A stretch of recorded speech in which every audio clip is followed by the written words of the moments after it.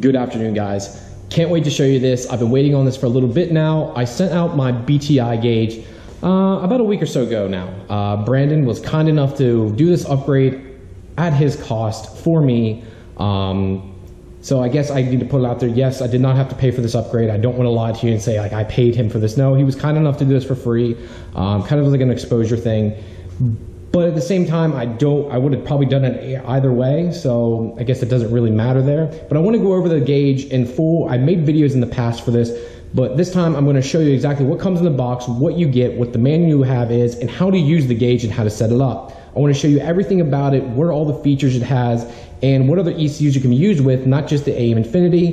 There's multiple other platforms it can be used with, and I want to go over those with you today. Okay, let's start off. What comes in the box? You know, what do you exactly get when you get a box from BTI? So first off, the coolest thing about it is when you get close, look at that, made in America, not America, America. Love that about it. I love the pride in that. That's kind of funny at the same time. So what else comes in the box?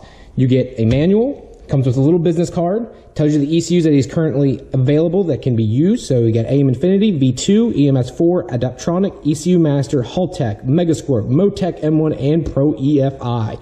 Now I know he's constantly adding this, so these might be updated constantly, guys. So every week, every month, there's something being added. So this isn't set in stone. Now for the more important part, the gauge and the wiring that comes with it. So he comes with a plug and play harness. Now this is extra, guys. If you want this harness, you do have to pay more for it. I don't think it's much more. And he does, in the instructions, which I'll go over here, show you exactly where it needs to be pinned into your AM Infinity, which makes it super easy. So this isn't necessary, but in my opinion, it just saves you some headache. You just plug it in and go.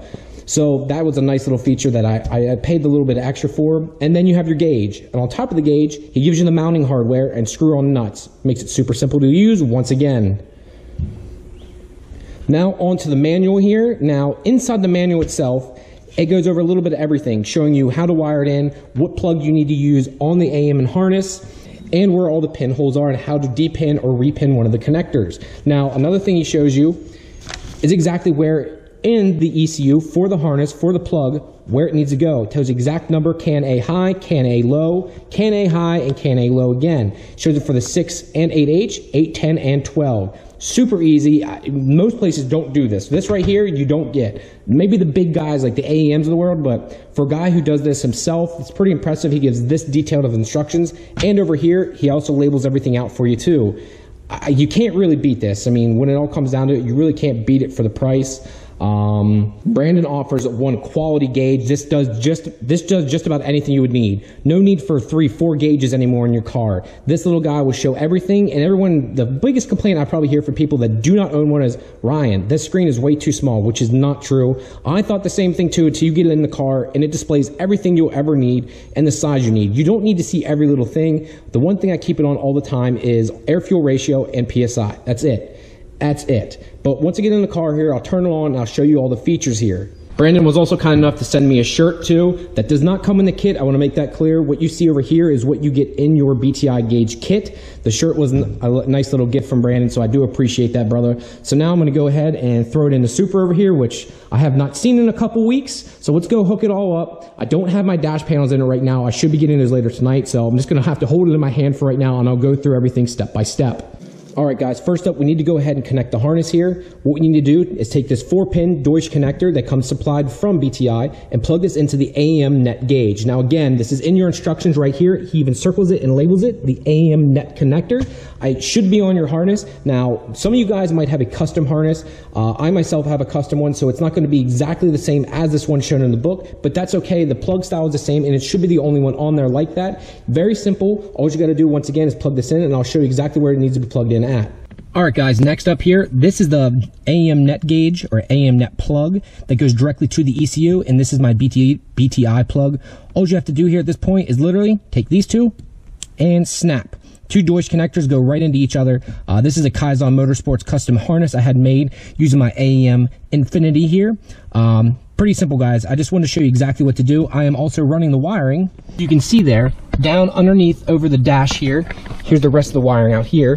Ran it down under the radio and down under through the carpet here. There's plenty of holes down along this, so you can just push it out through and then plug it in. Now I'll tuck this all away nice and neat, but you guys get the idea here. I just wanted to show you exactly where it is, and then you can clean up all the wiring. I'm just going to push all the excess wiring back behind the dash there. Now technically I guess I could cut this and shorten it up some, but it's not necessary, just in case you want to move the gauge somewhere else later on down the road. Who knows? Just push the extra wiring back behind the dash there, and it won't cause you an issue. So next up, let's go ahead and plug this in, and there is 2 plugs in the back of the gauge, and I'll show you which is which and why they are.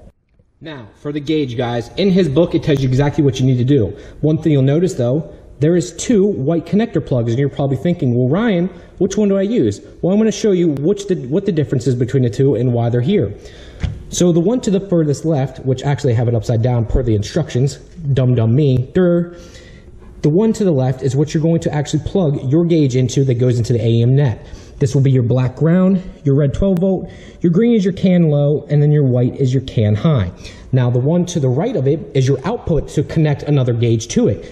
You can connect multiple gauges to this and daisy chain them, as it's called, and it has your white CAN high, green CAN low, 12 red volt, and black ground.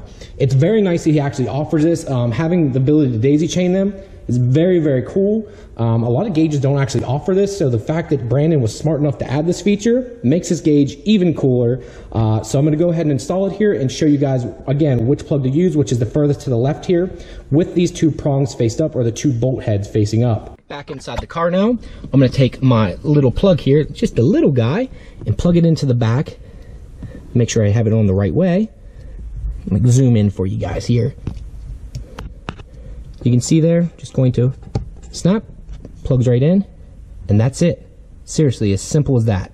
Now, one thing you'll notice, I already plugged it in. Well, you wouldn't want to do this if you had dash panels. You would want to feed this through your dash panels first, but I haven't still gotten them back yet from Emily. She's supposed to actually bring them back to me tonight, and I'll be able to get everything in. But until she does, I will show you guys just how it works, and I'll set it up here, sit it on my dash, and go through all the features. Alright guys, so for the sake of this, I'm going to start out and show you all the features without the car on to try and keep the noise down as much as possible. So I'm going to skip through all the features here, go through everything, try to explain as much as I can, and show you how to set up the gauge and go through it. So I'm going to show you the sequence here now and keying on the car and the display you get. So you see the flash screen that comes up, then it says Supra, which once again can be customized to whatever you'd like it to be. Now I've already set up my gauge, but I'm going to go through how to set it up. As you can see, there's 3 buttons. What do those 3 buttons do? Well, the first one and the third one here let you scroll through the menus, which is fantastic. Get to scroll through, easy as pie, right? Alright, so let's go ahead. What's this center button do? Boom. What this does, let me get it as close as I can here for you guys. This allows you to now choose the screen of your liking. Right now I have it on AFR 1, or showing air fuel ratio number 1, which is set up already in my AEM.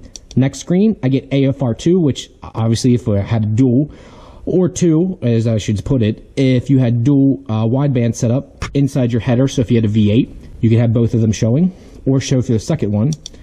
Then you have your air fuel average, what your average air fuel is, air fuel target, your map sensor for your KPA, PSI, fuel again for PSI, oil KPA, oil PSI, IAT, Fahrenheit and Celsius. You have your coolant, Celsius and Fahrenheit. We have RPM, timing, volts, throttle percentage. I like throttle percentage and volts. I use those actually a good bit, believe it or not. Torque, which once again, this has to be set up. If you're doing torque, that has to be something that's set up within the AEM itself, or you have to have a specialized tool to go with that. I know when I talked to Brandon, I don't think this is 100% set up yet, but it is coming here in the future. Horsepower is another thing coming in the future from AEM. Ethanol percentage, this for you guys up there at Flex Fuel, this shows it on the fly, right on the screen. Very nice feature to have. You have your speed kph, speed mile per hour. I use this a lot, guys. This is how I found out my speedo was off by 7 miles an hour, because I had my wheel speed sensor set up, so this does not lie and tell me exactly that, oh crap, I need to fix my gauge on my dash because it's wrong and the gauge right here is right. Gear, once again, you have to set this up. I'm not sure exactly how to do this, but you can set this up with inside the AEM itself. Mass gear, mass pounds, gear, pounds, injector pulse 1, injector lambda feedback, injector percentage. I actually use, let's go back here. I actually use this a good bit to see if I'm maxing out my injectors or not, which I'm not even close to my 1000s on little pea water at 93 pump gas. Then you have your air box temperature in Fahrenheit and Celsius. You have your oil temp, and then you have oil temp Fahrenheit. Your mode switch, so you can hit that. Tells you which mode you're in. Your trans temp, Celsius and Fahrenheit. Turbo speed, I'm not sure how to set that one up, guys. That one's a little interesting. GPS speed, you do need an individual or a separate monitor, which you can buy from AEM. This will give you your GPS speed. You have your lambda and target, air fuel and target. Boost screen, this one's pretty cool. It shows your boost, your target, and your peak.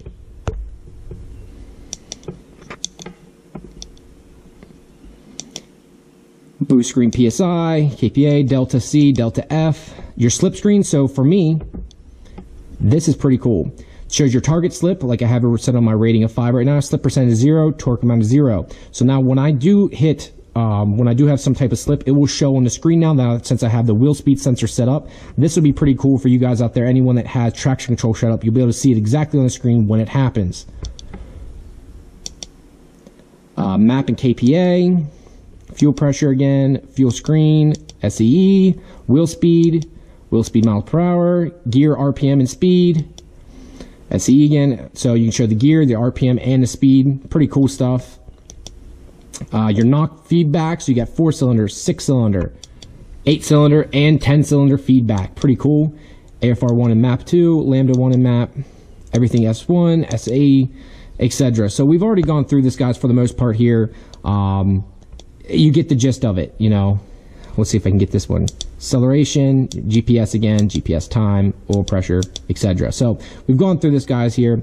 Now I'm going to turn it on and show you some of them working. Hopefully I don't get too much feedback on my mic. I'm going to keep all the windows up and keep the car shut up as much as possible, but I'm going to go ahead and key the car on and show you here and show you exactly what it looks like when you're flipping through the menus and everything's working. Alright, guys, I'm going to leave it here on air fuel ratio and map, or your PSI. I'm going to go ahead and crank the car over here and let it start. That's live feedback right from the ECU, guys. So that's my dead cold start right now.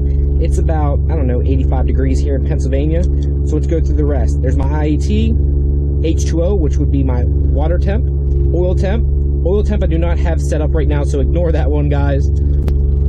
Target, obviously right now I'm not driving. Volts, so I got 14.1 volts right now, sitting here idling. 13 degrees of timing, idling, 14 there for a second. Engine speed, it says my peak mount is 1950. Fuel pressure, I got 40 PSI pressure right now. Coolant temp, peak was 95.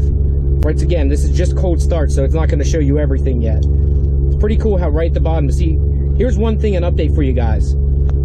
My old gauge did not show me the peak on everything. I really like how he integrated that. That's awesome. Dude, Brandon is the man. This guy is awesome. There's lambda then for you guys that prefer lambda over using air fuel or American style, so 14.7 would be a perfect 1.0. And then here's my favorite screen. Now, this is a little much, but it shows everything. You have your map pressure, air fuel, RPM, gear, IAT, fuel pressure, timing, TPS, speed, and H2O. Guys, how cool is that? You can literally, if you're sitting still, you can check everything right as your eyes are sitting there. Very, very, very cool. I really like this a lot. Like, I can blip the throttle here. I mean, it's dead accurate. This thing is awesome. Again here, gear and speed. Now, if I would go through it, now gear needs to be set up and speed would show if I was driving. Again, back to air fuel ratio. So that's just how it works, guys, in a nutshell. Now, I can set up the shift gauge. I have not messed with this yet.